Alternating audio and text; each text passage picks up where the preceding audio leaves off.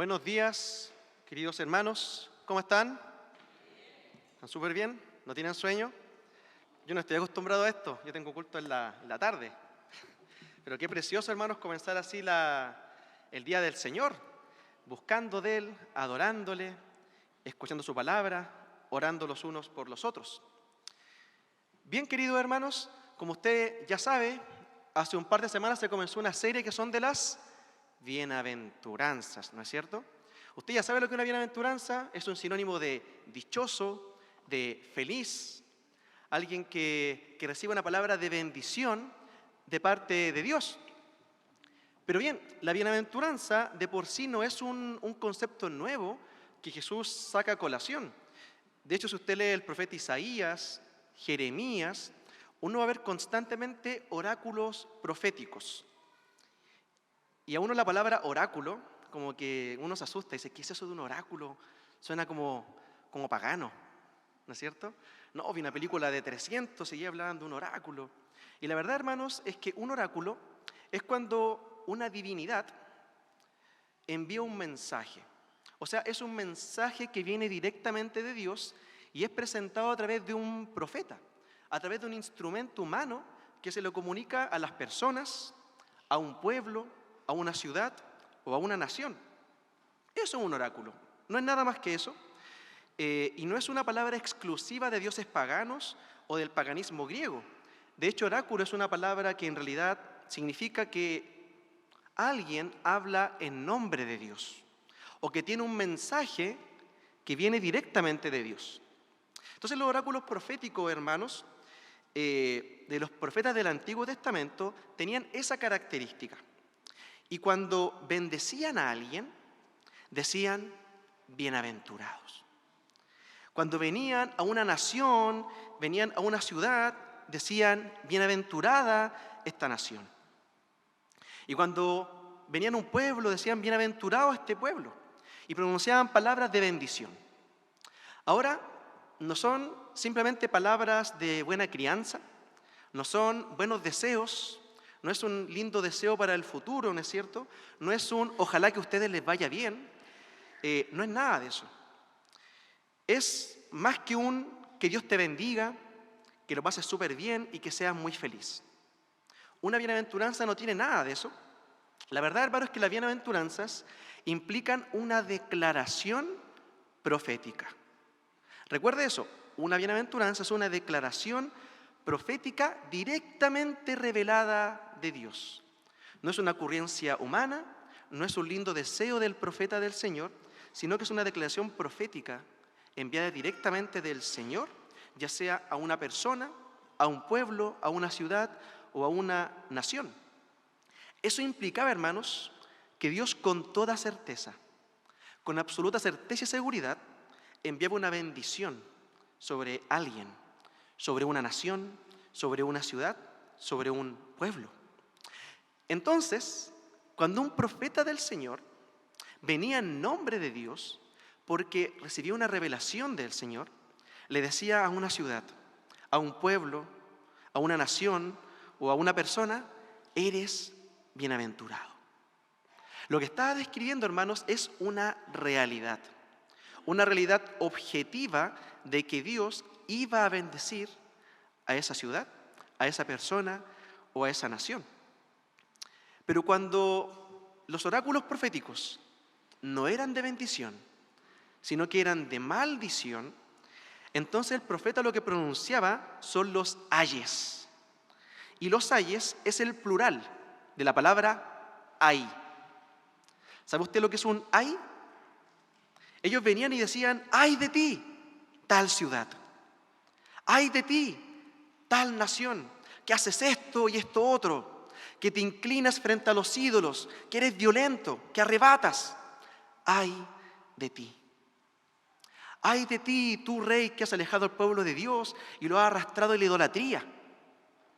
Y cuando el profeta del Señor pronunciaba un ay sobre alguien, sobre un pueblo, sobre una ciudad, sobre una nación, lo que está literalmente haciendo es pronunciando, declarando una maldición que va a venir sobre esa persona, nación o ciudad de manera absoluta e inevitable. Cuando ya el profeta pronuncia un ay, es cuando ya no hay nada que hacer. El juicio viene y no se puede evitar. Y es mucho más que un mal deseo. No es un chao contigo, que te vaya mal, que te atropelle un auto, que te arrolle un tren. No es nada de eso. Que se te acabe el gas mientras te duchas. ¿No es cierto? No es nada de eso.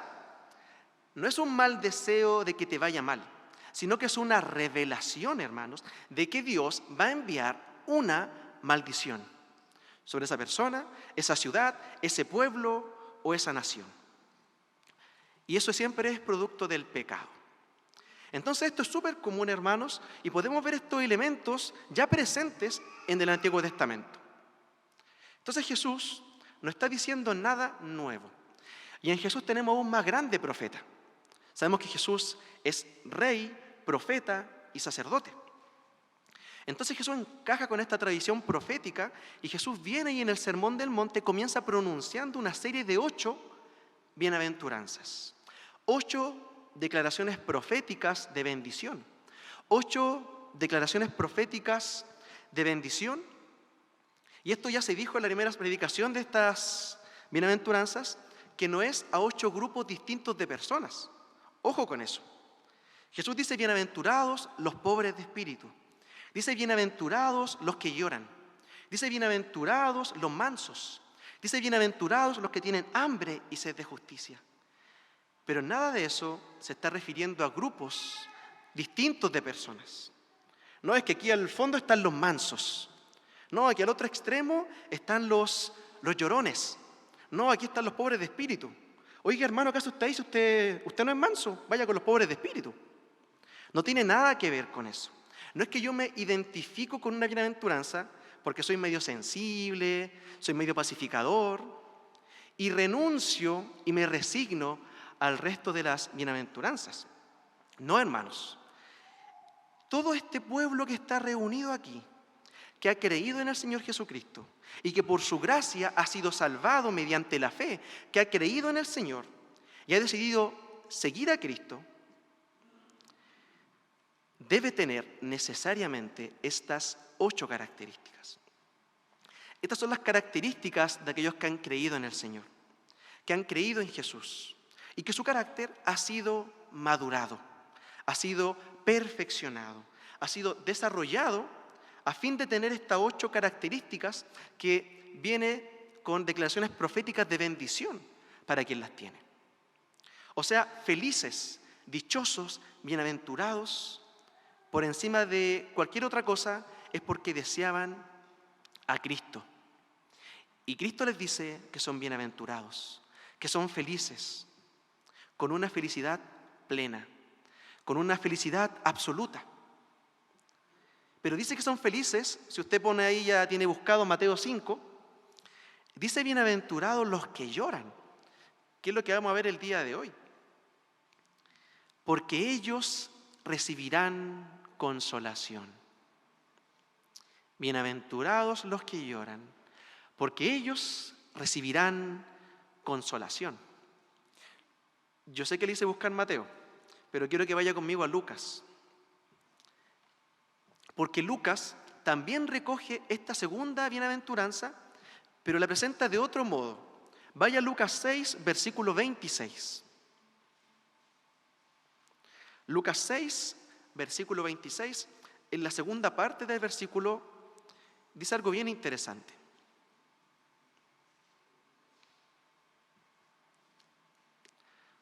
¿Lo tienen ya? ¿Amén? Dice, bienaventurados los que ahora lloráis, porque reiréis. Y luego añade en el versículo 25, o más adelante, no creo que puse mal el versículo. Dice, ay de vosotros los que ahora reís, porque lamentaréis y lloraréis. O sea, tenemos como una idea opuestas. Bienaventurados los que lloráis, porque reiréis. Y luego dice, ay de vosotros los que ahora en este mundo caído reís, porque lamentaréis y lloraréis. ¿Qué nos está anticipando acá? Nos está hablando del día del Señor, el día de la segunda venida de nuestro Señor. Y noten de que no hay nada de malo en reír. No es malo reír, ¿no es cierto?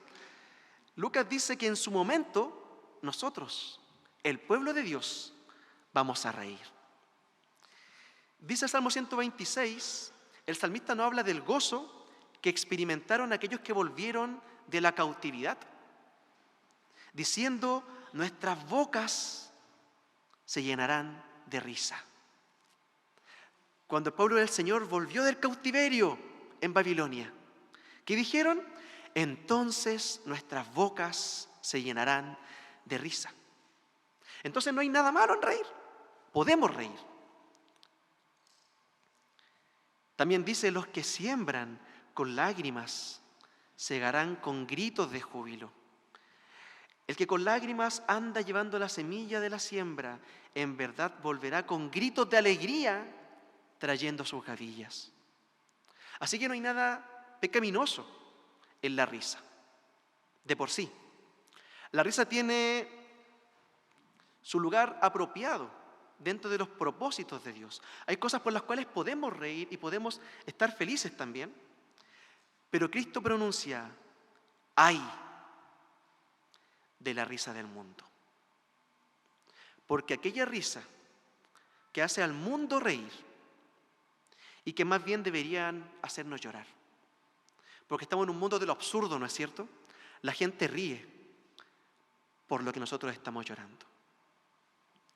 Y dice el autor de Romanos, el apóstol Pablo, que los hombres del mundo no solamente pecan, sino que se complacen con aquellos que pecan.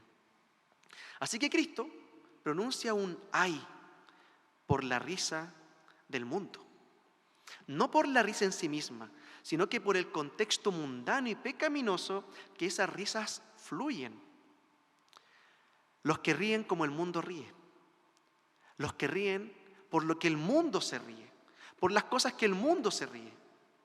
Pero Cristo dice, tarde o temprano lamentarán y llorarán. Tarde o temprano lamentarán y llorarán. Y bien, entonces la bienaventuranza en el reino de los cielos, en nuestro caso, es para los que lloran. Y eso suena para nosotros paradójico, suena contradictorio, porque el pensamiento del mundo, ¿qué nos dice? Que tenemos que divertirnos. Es divertirse, divertirse y divertirse. Pero debemos saber, hermanos, que todos aquellos que han conocido a Cristo y que ahora forman parte de su reino, esta bienaventuranza deberían conocerla por experiencia propia. Porque algunos dirán, pero hermano, si son bienaventurados, ¿por qué están llorando? O sea, están dichosos, pero están llorando. ¿Cómo pueden ser bienaventurados? ¿Cómo pueden ser dichosos? ¿Cómo pueden ser felices? Y bien, en primer lugar, veremos varios asuntos con respecto al llanto que el Señor nos llama bienaventurados por experimentarlo. Primero lo veremos desde un punto de vista negativo.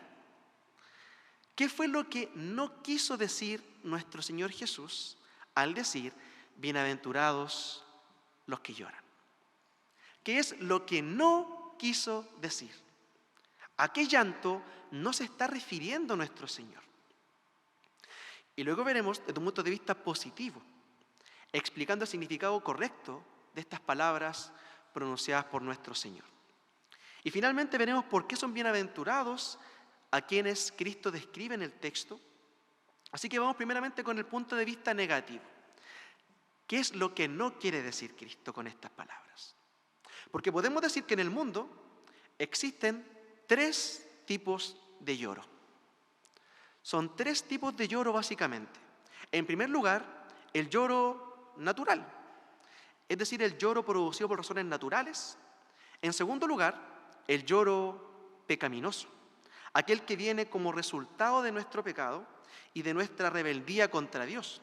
O sea, no es que lloremos porque estamos arrepentidos, sino que lloramos por las consecuencias de nuestro pecado. Y en tercer lugar, el lloro espiritual, aquel que es producido por la operación. Ojo con esto, es obra de la gracia de Dios, es obra del Espíritu Santo en la vida y el corazón del creyente. El lloro natural. el lloro pecaminoso y el lloro espiritual. Cuando nuestro Señor Jesucristo pronunció esta bienaventuranza sobre los que lloran, evidentemente no se está refiriendo a las personas que lloran en las dos primeras categorías, es decir, el lloro natural y el lloro pecaminoso. Por ejemplo, es natural que una persona llore la pérdida de un ser querido. Aún los cristianos lloran a sus muertos. Incluso estos que han partido para ir a la presencia del Señor. Y tenemos esa esperanza futura de un día reencontrarnos. Y no tiene nada de malo llorar por eso. De hecho, el apóstol Pablo, escribiendo a los tesalonicenses, él dice y consuela a estos hermanos en el contexto de que algunos hermanos de la iglesia habían partido, habían muerto. Y él quería instruirlos para que su tristeza no fuese como la tristeza de los inconversos, como la tristeza de aquellos que no tienen esperanza, aquellos que no conocen a Dios. Pero él no esperaba de ningún modo que estos hermanos fueran inmunes e indolentes frente al dolor de la pérdida de un ser querido. Primera de Tesalonicenses 4:13 dice, tampoco queremos, hermanos, que ignoréis acerca de los que duermen, para que no os entristezcáis como los otros que no tienen esperanza. O sea, no dice que no se entristezcan, sino que no lo hagan como aquellos que no tienen esperanza, de la misma forma que ellos. No es una prohibición absoluta a entristecerse. Hay un contraste aquí. Dice el apóstol Pablo aquí, algunos en la iglesia han muerto, han partido para estar con el Señor. Y claro, sentimos su ausencia, su vacío en medio nuestro. Y eso evidentemente, hermanos, produce tristeza. Pero no os entristezcáis como aquellos que no tienen esperanza. O sea, de igual modo, dice cuando Epafrodito enfermó y estuvo a punto de morir, Pablo escribió a los filipenses que Dios había sanado a este hermano llamado Epafrodito, siervo de Dios, y Pablo dice para que él no tuviese tristeza sobre tristeza. Filipenses 2:27. Tristeza sobre tristeza. Entonces vemos, hermanos, que no hay nada malo en que tengamos este lloro natural. Es normal y justamente es natural. Este lloro es común tanto en creyentes como en incrédulos. También está el lloro natural causado por el dolor físico. Cuando uno se golpea el dedo meñique del pie izquierdo, uno probablemente va a llorar, o con un golpe muy delicado, cuando un niño cae, se raspilla las rodillas, ¿no es cierto? ¿Qué es lo que va a hacer? O sea, es lógico que va a llorar frente al dolor físico. Bueno, ese es el lloro natural.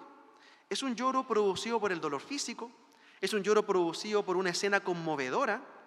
¿Quién ha visto de ustedes alguna película con un final triste? ¿Cómo terminan? Llorando. Y nuestras fibras más internas se conmueven. En nuestra congregación en Julio Dávila hay una hermana que ve estos dramas coreanos y son súper tristes. ¿Quién no lloró con la escena de Dumbo cuando va a ver a la mamá? Y está encerrada en un carruaje y la mamá como que va a ser transportada lejos de su bebé. Y como que está atada con grilletes y no puede estar con su hijo. Y estira la trompa. Y como que las trompas se cruzan. Y después como que empieza a mecer a Dumbo. Y suena, hijo del corazón. O sea, si usted no lloró con eso, hermano, no sé qué le está pasando. Entonces, eso es un lloro natural. Y todos lo hemos experimentado en algún momento. Y eso es resultado, hermanos, de nuestro lloro natural. Pero usted no es bienaventurado porque lloró con Dumbo. No es bienaventurado porque lloró con una escena conmovedora. No es bienaventurado porque lloró porque se golpeó alguna extremidad. O sea, no es pecaminoso, pero usted no es bienaventurado por eso.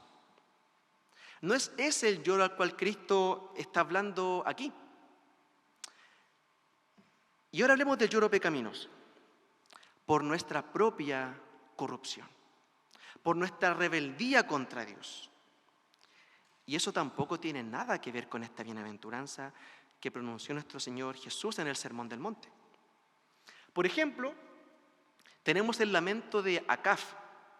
¿Ustedes conocen a Acab?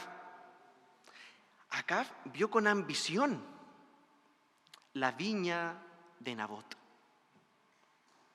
Y cuando Nabot no se la quiso vender, porque era la heredad que Dios le había dado a sus padres y que había pasado de generación en generación, dice la palabra que cuando su ambición quedó frustrada de obtener la viña de Nabot, ¿saben lo que hizo Acab? Se lamentó. Lloró por no haber podido satisfacer su codicia. Y muchas personas lloran cuando no logran llevar a cabo sus deseos pecaminosos. Tienen un anhelo, pero el anhelo es pecaminoso. Y cuando se frustra su deseo, lloran.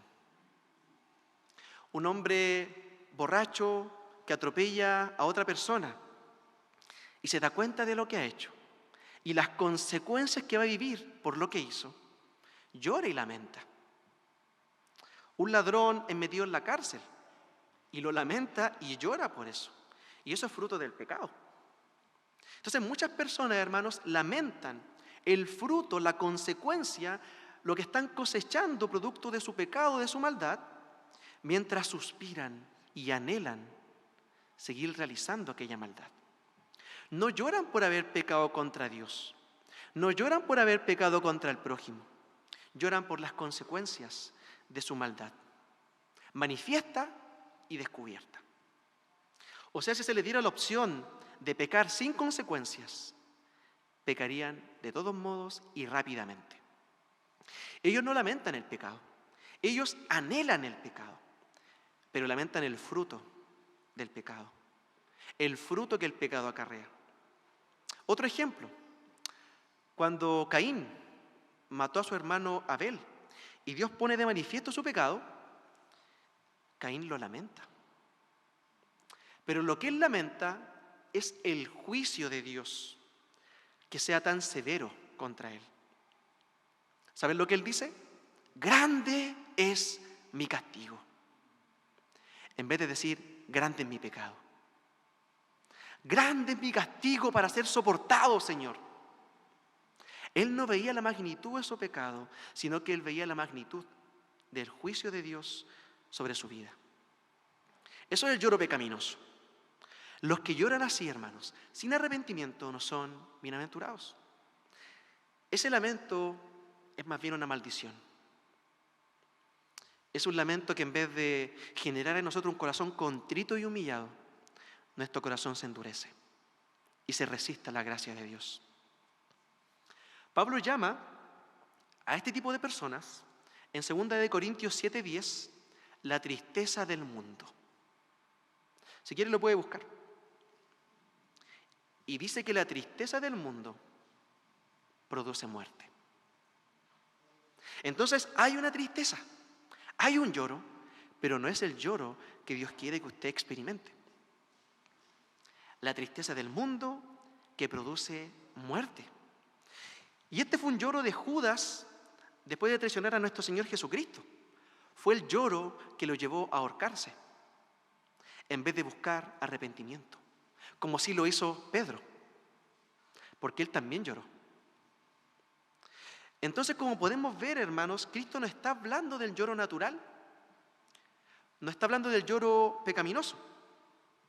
Entonces, en un sentido positivo, ¿de qué sí nos está hablando nuestro Señor Jesús? ¿De qué lloro nos está hablando? Y esto es el punto de vista positivo. Si tomamos esta bienaventuranza en su contexto, veremos de inmediato que se trata de un lloro espiritual. Porque ¿de qué está hablando anteriormente? De la pobreza espiritual. Entonces este es un lloro espiritual. Porque el Señor comienza diciendo, bienaventurados los pobres. ¿Pero pobres de qué? Los pobres en espíritu. Y ahora añade, bienaventurados los que lloran. Entonces uno viene como resultado del otro. tenemos una secuencia, hermanos, que no tenemos que perder de vista. El pobre en espíritu ahora tiene una visión más clara de sí mismo, una visión que no tenía antes, porque él pensaba que era meritorio delante de Dios y delante de los hombres. Se comparaba con algunos y veía a aquellos que eran más malos que él y se sentía justo delante del Señor. Después de todo, él no era tan malo. Pero un día, y eso ha pasado con todos nosotros, un día Dios tuvo misericordia de nosotros y abrió nuestro entendimiento para comprender la santidad de Dios, sus demandas, y pudiendo evaluarnos a nosotros mismos bajo esta nueva luz, entonces algo se derrumba en nuestro interior. Toda esa confianza, esa autoconfianza queda derrumbada. Se derrite como azúcar delante de la santidad y la justicia de Dios. El castillo que este hombre ha construido sobre su autojusticia queda totalmente destruido. Al igual que con Isaías, que tuvo una experiencia parecida. Y frente a la presencia de Dios dice: ¡ay de mí, que soy muerto! ¡Ay de mí, que soy muerto! Si este es el carácter de Dios, 3 veces santo, estoy perdido. Estoy completamente perdido. Hay una deuda con Dios. Y la paga de esa deuda, la paga del pecado es muerte. Y yo no puedo pagarlo. Me reconozco pobre, carente, falto delante del Señor. Entonces este hombre ahora entiende que tiene que depender de la justicia, de la riqueza que es de otro. Porque nuestro Señor Jesucristo se hizo pobre para que nosotros ahora seamos ricos. Porque entendemos que no es nuestra justicia, sino que comprendemos que es la justicia de Jesucristo el justo, quien no solo murió por los pecados, sino que también ha prometido poner su justicia perfecta en nuestra cuenta, a fin de que todos los que vengan a Él, en arrepentimiento y fe, tengan salvación. Entonces, ahora que nosotros conocemos nuestra condición, lloramos por eso. Al conocer nuestra condición, mediante la obra del Espíritu Santo, lloramos por eso. Entonces, este lloro, hermanos, es la respuesta emocional y volitiva, o sea, de nuestra voluntad, en el reconocimiento de nuestro Señor, o un reconocimiento honesto de nosotros mismos delante de nuestro Señor. Es de ese lloro que Cristo está hablando. Cuando contemplamos la gloria de Dios y nos contemplamos a nosotros mismos como miserables, pobres, desventurados, ciegos, desnudos, no nos queda otra cosa que llorar. Y no necesariamente lágrimas físicas. Eso depende mucho de la emocionalidad de cada uno, o cómo cada uno ha reaccionado en su vida al dolor. No todo el mundo llora fácilmente. ¿Se ha dado cuenta de eso? Pero por primera vez, hermanos, esta persona ha experimentado su pecado tal cual es. Y vive un desengaño acerca de sí mismo. Y se da cuenta de que él no es nada de lo que él pensaba. Y eso es doloroso. Y ese dolor produce lloro, lágrimas espirituales. Y Pablo, en ese mismo texto, llama a este dolor la tristeza que es según Dios. Y dice otra cosa, dice que esa tristeza nos guía al arrepentimiento. Entonces hay un llanto que nos endurece y hay otro llanto que nos lleva al arrepentimiento. Sin el dolor por el pecado no hay arrepentimiento. Y sin arrepentimiento no hay perdón de pecados, no hay salvación.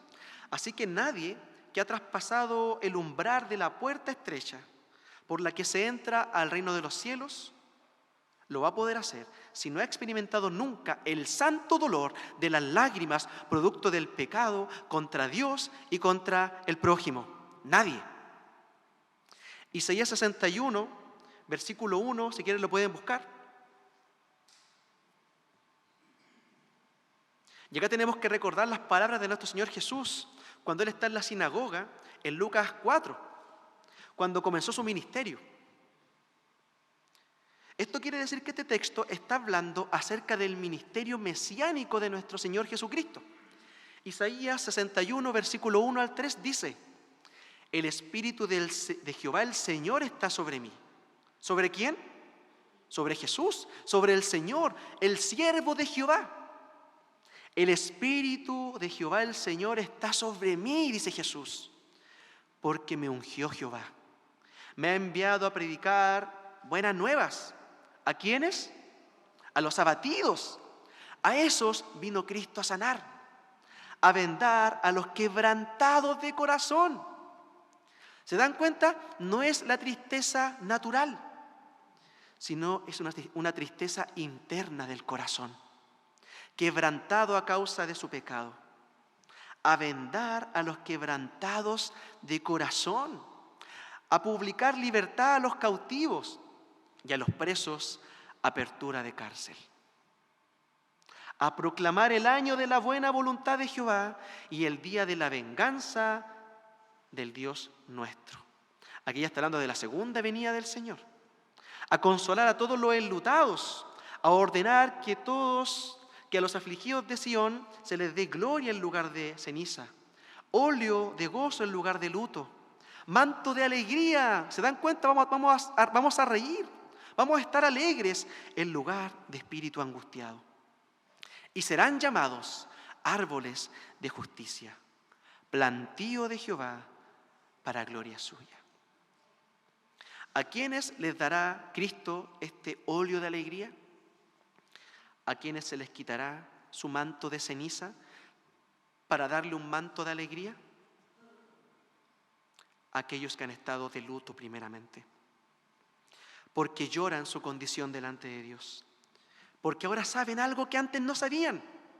Se han desengañado, se han dado cuenta por primera vez que están en deuda con Dios y que la paga del pecado es muerte. Y que ese pago no lo pueden pagar y esa deuda produce un llanto de nosotros. Pero ¿sabe qué es lo que dice nuestro Señor Jesucristo aquí? Que estos hombres, estas mujeres, son plantío de Jehová. No obstante, hermanos, no tenemos que perder de vista que nuestro texto contiene una nota consoladora. Vaya de nuevo a Mateo 5. Y esto nos lleva a la promesa del texto. ¿Cuál es la promesa que nos entrega este texto? Cristo dijo que aquellos que lloran del modo que hemos descrito aquí, el llanto espiritual, producto de nuestra condición caída, son bienaventurados. Pero no por el hecho de llorar, porque nosotros no somos masoquistas, que disfrutamos del sufrimiento. Dios no nos ha llamado a ser masoquistas. Dice el autor de Hebreos que al presente la disciplina de Dios no parece causa de gozo, sino de tristeza. Pero aún así Cristo dice, son bienaventurados porque hay una bendición prometida. O sea, la bienaventuranza es porque hay una causa, hay un propósito, hay una bendición prometida. ¿Y cuál es esa bendición prometida? Bienaventurados los que lloran, porque hay una razón, porque ellos recibirán consolación. Ellos y solo ellos van a ser consolados. O sea, no existe una bienaventuranza más grande que ser consolado por Dios, donde Él va a enjugar toda lágrima. No existe, hermanos, un consuelo más grande que ser consolados por nuestro Señor. Pero, ¿en qué consiste este consuelo? Bueno, en primer lugar, en el hecho de saber que nuestros pecados han sido perdonados, pues, hermano. ¿No le consuela eso? Saber que nuestros pecados han sido perdonados. Recuerden que este lloro es antes de la verdadera conversión. Y cuando un hombre ha sido convicto de pecado, nada es más consolador que recibir en su corazón la seguridad de que Dios le ha perdonado. De que Dios mismo ha removido su culpa Y Cristo habla al corazón de todos y cada uno de nosotros, no con palabras audibles, pero Cristo habla a tu corazón y te dice: ve en paz, tus pecados te son perdonados. Ese es el consuelo, hermanos, de saber que a pesar de lo que hemos hecho, hemos sido perdonados, hemos sido aceptados en el amado. Dios ha prometido que no despreciará al corazón contrito y humillado. Cristo dijo: venid a mí, los que estáis trabajados y cargados. Si Dios ha puesto un peso en tu corazón por causa de tu pecado, Cristo dice: venid a mí, los que estáis trabajados y cargados, porque yo os haré descansar. Venid a mí y hallaréis descanso para vuestras almas, porque seremos consolados. En segundo lugar, hermanos, hay en el texto también una promesa de consuelo constante. Porque aquí no dice simplemente: bienaventurados los que lloraron porque fueron consolados. Dice: bienaventurados los que lloran y los que siguen llorando porque seguirán siendo consolados. Los que lloran, hermanos, son bienaventurados porque serán consolados cuando lloren. Serán consolados cuando lloren por causa de su maldad. Recibirán consolación al saber que en Cristo no hay perdón. No solo hay perdón para los pecados actuales o para los pecados pasados, sino que para los pecados pasados, presentes y futuros. Podemos seguir llorando, seguir arrepintiéndonos y yendo al trono de la gracia, porque recuerda, hermano, la gracia no es licencia para pecar, sino que es licencia para arrepentirte, para que llores por tu pecado y de verdad cambies en tu corazón. Y a ese corazón contrito y humillado, Cristo lo va a consolar. Y yo te pregunto, en tu día a día, ¿cuántas veces lloras por tu pecado? ¿O te ríes con él? Porque para los que se ríen hay ayes. Para los que lloran hay bienaventuranzas. ¿Cuántas veces has llorado por tu pecado en tu día a día? Sin que te descubran, entre tú y el Señor. ¿Cuántas veces has orado en arrepentimiento, en aflicción de espíritu, en llanto espiritual? Porque le estás fallando al Señor, a quien amas.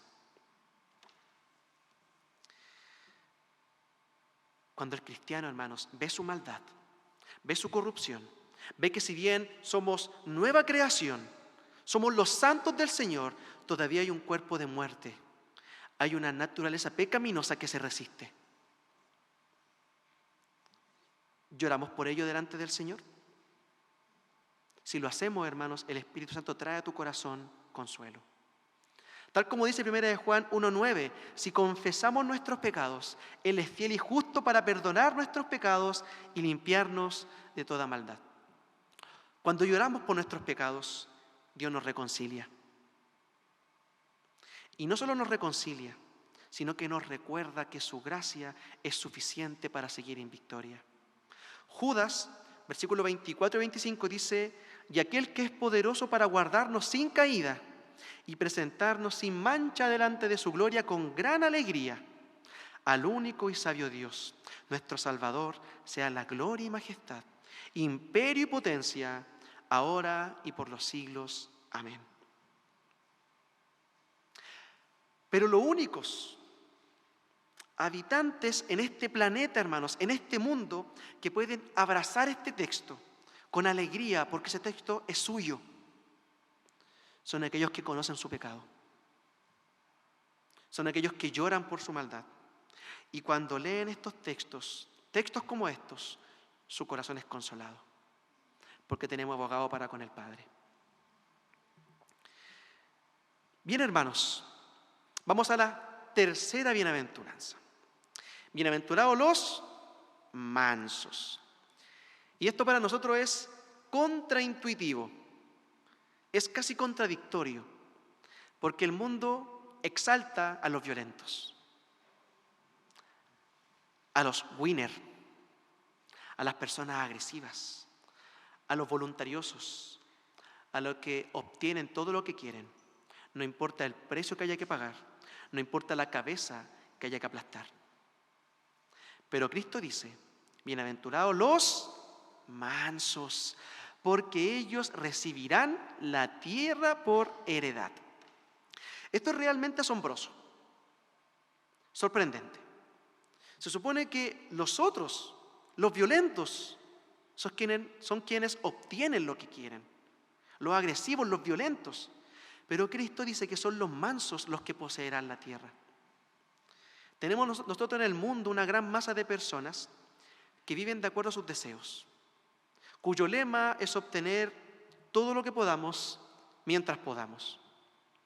Ese es el lema de las personas en el mundo, ¿no?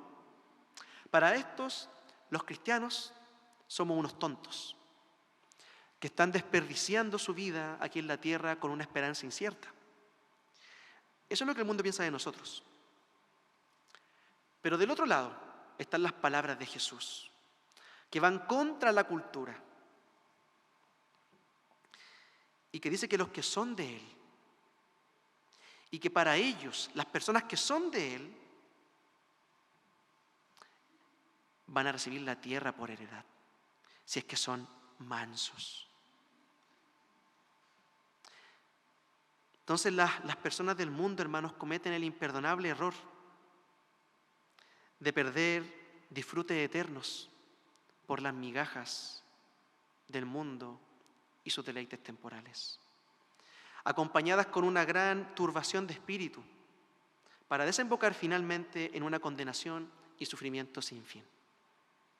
Eso dice Cristo de las personas que buscan sus deseos. Así que como pueden ver, hermanos, no hay posibilidad. O seguimos el mensaje del mundo, de ser unos winners, unos conquistadores, o ser los mansos de nuestro Señor. Otra cosa importante es que al estudiar las bienaventuranzas hemos notado una progresión, y eso ya lo hemos dicho. No solo que lo que Cristo dice, por un lado, es antagónico al pensamiento del mundo, también hemos podido ver cómo hay una progresión en la enseñanza de Jesús. Una característica, una bienaventuranza va de la mano de la otra. El que no es pobre de espíritu no lamenta su condición ni llora por ello, porque no tiene nada que lamentar, no tiene nada que llorar. Y el que no reconoce su propia pobreza tampoco puede ser manso. O sea, una cosa es casi el requisito previo de la otra. Y bien, ¿qué es la mansedumbre? Dicen por ahí, manso pero no menso. ¿Qué será la mansedumbre? ¿Cómo se manifiesta la mansedumbre? ¿Cómo podemos obtener y desarrollar esta virtud en nuestra vida? Y vamos a comenzar primeramente con una definición. ¿Qué es la mansedumbre? ¿Cuál es el significado de la palabra mansedumbre? Muchas personas rechazan el concepto de mansedumbre porque lo asocian esta virtud con debilidad de carácter, con ser un afeminado. Por ejemplo, algunas personas piensan que ser manso es lo mismo que ser un cobarde, o alguien sin convicciones, que a todo dice que sí, para no meterse en problemas. Vaya conmigo a Números 12, versículo 3. Vamos a ver que el Señor Jesucristo, por un lado también, dice la palabra que Él fue un hombre manso, y aún así no tuvo ningún reparo en enfrentarse a una gran oposición durante su ministerio. Nuestro Señor Jesús no era ningún cobarde. Y tenemos acá el caso de Moisés. Veamos Números 12, versículo 3. Y aquel varón, Moisés, ¿qué dice de él? Era muy manso, más que todos los hombres que había en la tierra. ¿Qué dice? Que Moisés era el hombre más manso de la tierra. Ya, ¿ustedes recuerdan cuando Moisés fue al monte Sinaí a recibir la ley del Señor? Dice la palabra que después, al bajar, él ve que hay una fiesta. Hay como un mambo medio pagano. Encontró una fiesta adorando un becerro de oro. ¿Qué hizo Moisés? ¡Ay, recórcholis! ¡Ay, caramba! ¡Qué pena este pueblirijillo que se comporta tan mal! ¿Qué fue lo que hizo Moisés? Pescó las tablas de la ley y las estrelló contra el piso y las rompió. Tomó el becerro de oro, lo pulverizó, lo echó sobre agua e hizo que el pueblo se lo bebiera. Y murieron a espada todos los que se rebelaron contra el Señor. Bueno, ese era el hombre más manso de la tierra. Y después él fue a interceder por el pueblo para que la presencia de Dios no se apartara de ellos, producto de este tremendo pecado. Entonces, ¿será eso la mansedumbre? ¿Será alguien pusilánime? ¿Alguien sin carácter? También se asocia la mansedumbre con la indolencia. Alguien que no se inmuta ante situaciones adversas. Y pensamos que esa persona es alguien manso. Pero en realidad ese hombre es un insensible. No es lo mismo mansedumbre e insensibilidad. Cristo lloró sobre Jerusalén al considerar sus futuros sufrimientos. Pero estas personas son incapaces de experimentar semejante dolor. Eso no es mansedumbre, es indolencia. Y sería contradictorio con la bienaventuranza anterior, que nos dice que lloremos. Otros confunden mansedumbre con buena educación. Porque no sé si usted se ha dado cuenta, pero hay ciertas personas que han sido educadas para responder siempre bien. Y siempre responden de manera con mucha dignidad, con respeto, aun cuando lo ofenden en medio del dolor. En medio de la ofensa son gente diplomática, siempre políticamente correcto y siempre quedan bien parados. Oye, este es súper manso. Pero eso es algo natural, pues, hermano. En algunos casos hasta es genético. También depende de la educación que hemos recibido, el ejemplo que nos dieron nuestros padres, de nuestra constitución temperamental. Pero la mansedumbre de la que nos habla nuestro Señor Jesucristo es fruto del Espíritu Santo. Es obra de las gracias de Dios y del poder de Dios. ¿Qué dice el fruto del Espíritu en Gálatas 5, 22 y 23? Mas el fruto del Espíritu es amor, gozo, paz, paciencia, benignidad, bondad, fe, mansedumbre. Mansedumbre. Entonces la mansedumbre es fruto del Espíritu, pues, hermanos. ¿Qué es entonces la mansedumbre? Bueno, alguien ha definido esta virtud o esta gracia como poder bajo control. Poder bajo control. ¿Usted ha leído esos típicos textos que dice, se llenó de ira? Lo que nos está diciendo es que la ira lo dominó. Pero acá dice, la definición es poder bajo control. O sea, una persona mansa es alguien capaz de sujetar su carácter. Los griegos usaban la palabra praus para referirse a un potro que había sido domado. Un potro salvaje que había sido domado. Así que lejos de ser una persona débil, el manso posee fortaleza sobre sí mismo, fortaleza de carácter, que es capaz de sujetar sus pasiones. Sobre todo es capaz de mantener su ira bajo control. Entonces en el mundo se dice que una persona posee fortaleza de carácter cuando hay alguien empecinado, cuando alguien procura de una u otra forma salirse con la suya para satisfacer sus deseos, sus ambiciones, y sobre todo si el individuo dice las cosas duramente, con agresividad. No, es que fulano tiene un carácter muy fuerte, es un hombre de carácter fuerte. Pero lejos de tener fortaleza de carácter, estos individuos más bien carecen de dominio propio. La ira los domina. No confundamos una cosa con la otra. No es lo mismo tener fortaleza de carácter que poseer un carácter agresivo. No es lo mismo. Es tanta la debilidad, al contrario, es tanta la debilidad de estas personas que sus pasiones les dominan. Sobre todo la ira y el enojo. Como algunos de ustedes cuando manejan. Me ha pasado también. Así que no tienen fortaleza de carácter, más bien son débiles. Son agresivos porque no pueden refrenar sus impulsos, no pueden poner freno a sus deseos.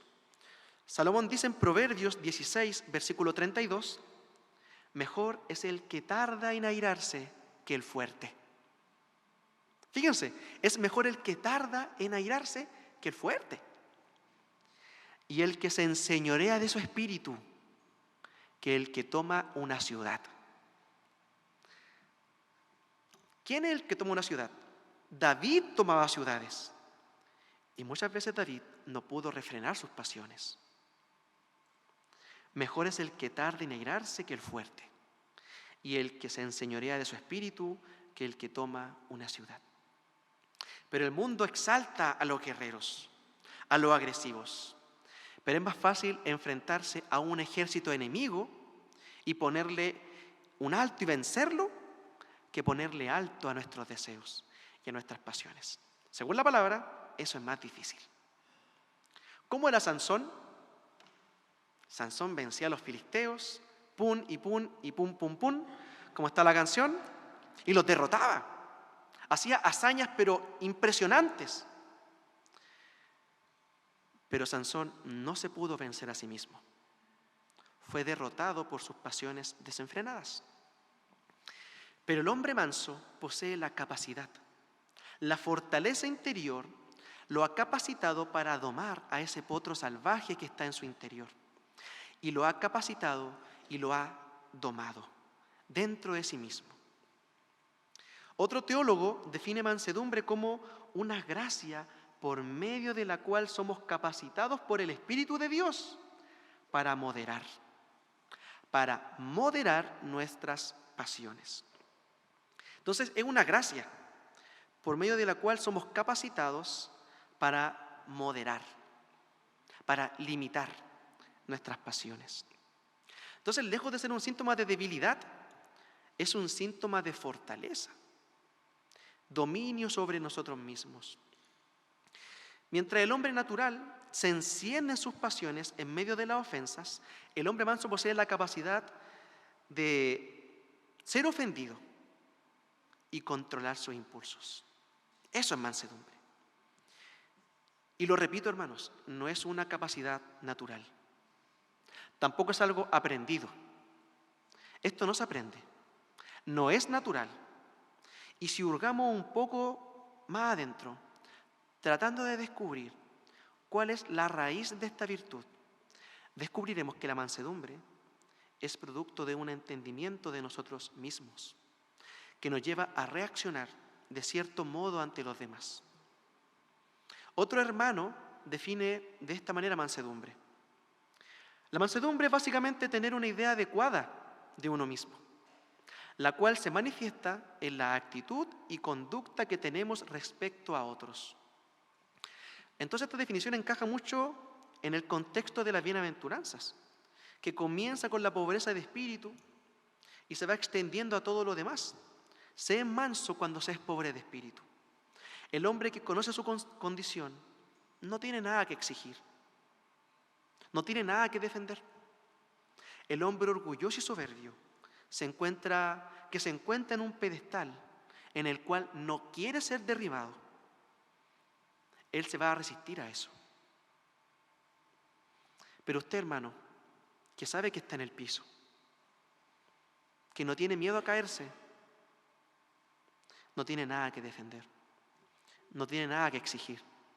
Es la renuncia a nuestro orgullo. Porque todo ataque de ira siempre es un daño a nuestro orgullo. ¿Qué se cree? ¿Qué se cree él diciéndome eso a mí? Siempre la respuesta violenta, que no controlamos nuestros impulsos, es por nuestro orgullo, hermanos. Por tener una estima muy alta de nosotros mismos. De modo que, lingüísticamente hablando, la Biblia de las Américas tiene bastante razón al traducir esta bienaventuranza como bienaventurados los humildes. Mire, reemplaza manso por humilde. Bienaventurados los humildes. Pero ¿qué tipo de humildad es esta? ¿Qué virtud es la cual declara esta bienaventuranza a los que la poseen? Mansedumbre, por otro lado, también denota una actitud tierna y humilde hacia otros, que está determinada por una estimación real de nosotros mismos. Y en ese sentido, ¿cómo reaccionamos frente a la corrección de Dios? Ya sea directamente leyendo su palabra, o tal vez en una predicación, o tal vez mediante un instrumento, algún hermano que va y te exhorta. Muchas veces respondemos sin mansedumbre. No, el hermano, si es que le dije esto, ¿y qué te dijo? Se enojó. ¿Pasa o no pasa? Que se nos corrige y nos endurecemos. Nos enojamos, nos ofendemos. En vez de darle gracias al Señor, que alguien está viendo algo que yo no veo. Y si tú eres consciente de que eres un pobre espiritual y que estás en proceso de santificación, tú sabes que tienes luchas. Entonces la mansedumbre es básicamente tener una idea adecuada de nosotros mismos, la cual se manifiesta en la actitud y conducta que tenemos con respecto a otros. Los que reciben la corrección de Dios son mansos. Y dice nuestro Señor Jesús que recibirán la tierra por heredad. Uno hubiera esperado lo opuesto, creyendo que los mansos no van a conseguir nada, porque todos lo ignoran, incluso se aprovechan de ellos, los pisotean. ¿Qué van a conseguir los mansos? Son los fuertes, los dominantes, los que tienen éxito en la lucha por la existencia. A los enclenques le toca la peor parte. Porque si usted ve, hasta los hijos de Dios, el pueblo de Dios tuvo que luchar para obtener su herencia. Aunque el Señor ya había dicho que les daba la tierra prometida, pero tuvieron que pelear por ella. Pero la condición, hermanos, que el Señor nos pide para tomar posesión de nuestra herencia espiritual en Cristo no es la fuerza, sino que es la mansedumbre. Porque como ya hemos visto, todo es nuestro si somos de Cristo.